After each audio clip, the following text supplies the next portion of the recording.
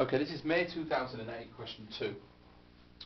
A particle has position vector r, where r is 4i minus 5j. And unit vectors I and j represent east and north. So that's I, and that's j. Part 1, sketch r on a diagram showing I, j and the origin. Okay, so we draw a set of axes. There's our origin. 4i minus 5j means 4 in the I direction and 5 down because it's minus 5j. And so that gives us our point here, and that's the point, that's our particle, and so that is our vector r. Part 2, calculate the magnitude of r. Well, the magnitude of r means the length of r, and so we can see here that this distance here is 4 and this distance here is 5, and so the length can be calculated using Pythagoras' theorem.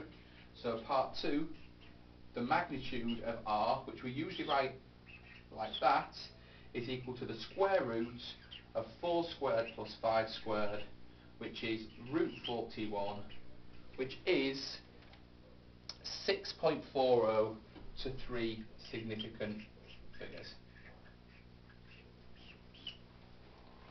Part 3, write down the vector, and calculate the magnitude of r, part 2, and its direction as a bearing. Well, the direction as a bearing is this angle here. So in order to calculate that, I think what I will do is calculate x here, and then subtract it from 180 to get this angle here. Now to calculate x, if you actually look, we have a right angle triangle here. So we'll just do a quick sketch of that over here so you can see more clearly. We know that this distance here is 5 and this distance here is 4, and so we know that we can find x by saying that tan x is opposite over adjacent, which is 4 over 5, and so x is tan minus 1 of 4 over 5, which gives the answer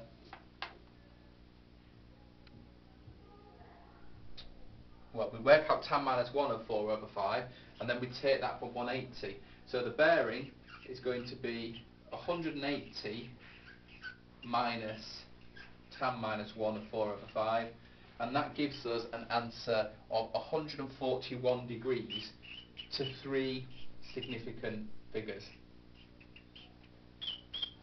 So we calculated this angle here as tan minus 1 of 4 over 5, and then we took it away from 180 to give us this angle here, because bearings are always measured starting facing north and turning clockwise to the direction in which you wish to measure.